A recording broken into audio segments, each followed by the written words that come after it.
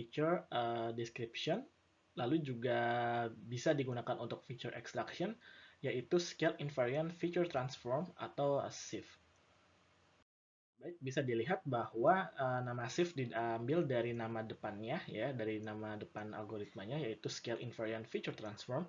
Nah, SIF ini bisa dipakai untuk descriptor ataupun extraction, ya. Nah, di slide ini kita akan membahas bagaimana SIF itu bisa digunakan sebagai descriptor terlebih dahulu. Ya, jadi bagaimanakah kita bisa menggunakan SIF untuk descriptor? Nah, jadi misalkan kita sudah mendapatkan sebuah area fitur seperti ini, contohnya adalah menggunakan block detection, ya. Nah, dari patch ini kita bagi menjadi 4x4 sub patch, ya. Jadi misalkan di sini kita bagi menjadi 4x4 terlebih dahulu, ya. Yang merah ini 4x4, ya. Lalu kita bagi lagi menjadi 4x4 yang lebih kecil. Ya, jadi kita bagi sub regionnya sampai mendapatkan pixel yang paling rendah. Nah, jadi di sini nanti setiap bin ini satu ini akan memiliki 16 sel. Nah, lalu kita melakukan komputasi histogram menggunakan gradient orientation. Ya, jadi sama seperti yang telah dijelaskan di slide sebelumnya, kita compute histogram of gradient orientation dengan 8 reference angles, ya. Jadi ada atas, bawah, kanan, kiri, lalu juga ada antaranya. Jadi atas kanan, kanan bawah, atau kanan kiri, bawah kiri sama kiri atas, ya. Lalu kita dari bin yang paling besar ini, ya, kita dapatkan histogramnya yang lebih kecil, ya. Lalu kita ambil membuat sebuah reference angle-nya. Jadi seberapa banyak yang menghadap ke atas, berapa yang menghadap ke bawah, seberapa banyak yang menghadap ke kanan, kanan atas, kanan bawah, seperti itu terus, ya, sampai ke 16 seluruhnya. Lalu begitu juga untuk yang bin sebelah kanan ini. Nah, lalu dari sini kita masukkan ke 128 elemen SIF feature vectors, ya. Jadi karena di sini ada 16 kali 16 bin yang kecil, ya, maka totalnya kita ada 128, ya, di mana setiap binnya itu sebenarnya apa ya? Lebih ke arah dari gradient orientation-nya. Ya, jadi misalkan di sini untuk yang di atas, ya, biasanya dia di atas. Jadi dari atas ada 5 bin, dari kanan atas ada 3, dari kanan ada 4, dan seterusnya. Ya, jadi kayak di flatten aja dari sebuah orientation ini di flatten menjadi satu dimensi yang besarnya ada 128 elemen shift features. Jadi cukup simple sebenarnya. Ini shift untuk feature descriptor. Selanjutnya kita akan membahas mengenai bagaimana kita bisa menggunakan shift baik untuk feature extraction dan juga feature description. Baik, ini adalah langkah pertama penggunaan shift untuk feature extraction dan juga feature description. Di sini perlu diperhatikan bahwa sudah dijelaskan sebelumnya di topik sebelumnya, bahwa fitur itu akan sangat berpengaruh pada scale dari image yang ada. Ya, oleh sebab itu, Shift memakai multi-scale Gaussian kernel. Ya, jadi ini mulai dari oktav 1 di mana resolusi dari image-nya full, lalu kemudian di subsample menjadi lebih kecil, lalu menjadi lebih kecil, menjadi lebih kecil lagi. Ya, sehingga paling tidak maka oleh karena itu, ya, shift bisa dikatakan scale invariant karena menggunakan berbagai macam scale dari image yang ada. Jadi ini contohnya ada scale yang awal, ya, lalu scale yang telah disubsample sekali, lalu juga ada image yang telah disubsample 2 kali. Nah, di sini juga akan menggunakan Gaussian kernel untuk smoothing, ya. Nah, smoothingnya itu juga akan menggunakan berbagai macam nilai dari variationnya, ya. Jadi di sini ada nilai variationnya, ya. Nanti nilai variationnya itu akan berbeda biasanya, ya. Jadi berbeda karena biasanya scale-nya juga berbeda. Kira-kira seperti itu. Jadi di sini perlu diingat menggunakan Gaussian kernel dan juga subsampling untuk pertama, Gaussian kernel untuk smoothing dan subsampling untuk mendapatkan scale invariant.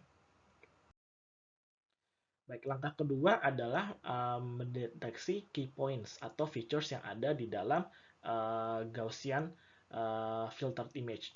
Ya, jadi saat kita telah melakukan Gaussian terhadap image yang ada, ya baik image awal maupun image yang telah di subsample, kita akan mendapatkan Gaussian filtered image. Nah, ini nanti kita bandingkan dengan Gaussian filtered image yang menggunakan variation yang lain. Ya, jadi misalkan ini menggunakan variation nomor 1, misalkan yang kecil, ini variation yang besar, yang ini yang sedang, yang ini lebih besar dari sedang, lalu sampai yang paling besar. Ya, jadi melihat perbedaan antara Gaussian filtered image ada yang dihasilkan menggunakan Gaussian kernel dengan variation yang berbeda. Nah, setelah itu dilihat maksimum atau ekstremanya. Jadi perbedaan maksimumnya apa dari berbagai hasil subtraction ini. Lalu kita dapatkan perbedaan maksimumnya dari seluruh kemungkinan Gaussian yang telah kita pakai di sini. Ya, begitu pula untuk image yang telah di subsample. Ya, jadi bisa kita lihat perbedaan antara feature yang diekstraksi dari subsample maupun yang original. Nah, lagi-lagi didapatkan dari Gaussian variation yang berbeda. Nah, setelah kita menggabungkan key points dari beberapa scale di langkah sebelumnya, selanjutnya kita bisa melakukan improvement dan cleaning terhadap key points yang didapatkan, ya, yang telah digabungkan dari beberapa scale tersebut. Jadi yang pertama kita bisa melakukan improvement terhadap key points dengan menggunakan Taylor expansion, ya, jadi sangat mirip dengan edge detection dan juga corner detection. Lalu kita bisa melakukan cleaning, yaitu melakukan delete unsuitable key points, ya, di mana key points yang memiliki low contrast atau poorly localized itu kita hilangkan. Jadi kita hanya mendapatkan key points yang nilai perbedaannya sangat besar saja. Nah, karena clean key points itu didapatkan dari multiple scale, ya, dari langkah yang sebelumnya, maka bisa kita dapatkan key points yang telah dibersihkan itu scale independent. Ya, ini adalah contoh dari key point yang telah dibersihkan yang didapatkan dari langkah sebelumnya, ya. Jadi karena sudah digabungkan antara yang original size dengan yang subsampled image, maka kita hanya mendapatkan satu buah image key points yang telah dibersihkan. Nah, selanjutnya kita menghitung magnitude dan juga orientation dari key point yang sudah kita dapatkan menggunakan original image yang ada. Ya, dengan begitu, ya, contoh ini kita setiap key point yang ada di sini terdapat magnitude, di mana magnitude itu digambarkan dengan panjangnya arah panah dan orientationnya itu adalah arah tanda panah ini. Baik, setelah itu sama seperti di feature descriptor yang telah dibahas di slide awal, ya, kita lakukan histogram, ya, histogram terhadap orientation gradient orientationnya. Ya, jadi mirip, ada 4 kali 4 kali 8, ya. Jadi di sini 8-nya itu adalah arah dari orientationnya, di mana kalau misalnya digambarkan seperti ini, ya, ada 8. Ya, sedangkan di sini adalah 4 kali 4 ini untuk bin yang medium ini. Ya, jadi yang paling medium ini menghitung gradient dari dan juga orientation dari masing-masing bin yang paling kecil ini. Setelah itu, ya, kita dapatkan orientationnya, lalu kita masukkan di sini, ya. Lalu bisa kita dapatkan 128 shift feature seperti yang telah dibahas di slide pertama. Nah, lalu kenapa shift ini sering dipakai untuk feature description dan juga feature extraction? Ya, Salah satunya adalah karena shift ini sudah terbilang cukup robust untuk matching teknik, ya. Jadi baik untuk rotation ataupun translation itu biasanya tidak pernah masalah. Di sini salah satu nilai empirisnya adalah sekitar 60 derajat, ya. Jadi kalau rotasinya 60 derajat biasanya tidak masalah. Jadi shift itu bisa melakukan deteksi dan juga deskripsi dengan baik, ya. Lalu juga shift dapat menghandle illumination yang cukup baik, ya. Contohnya di sini patung-patung ada di belakang ini, ya, bisa terdeteksi dengan baik walaupun pencahayaannya berbeda.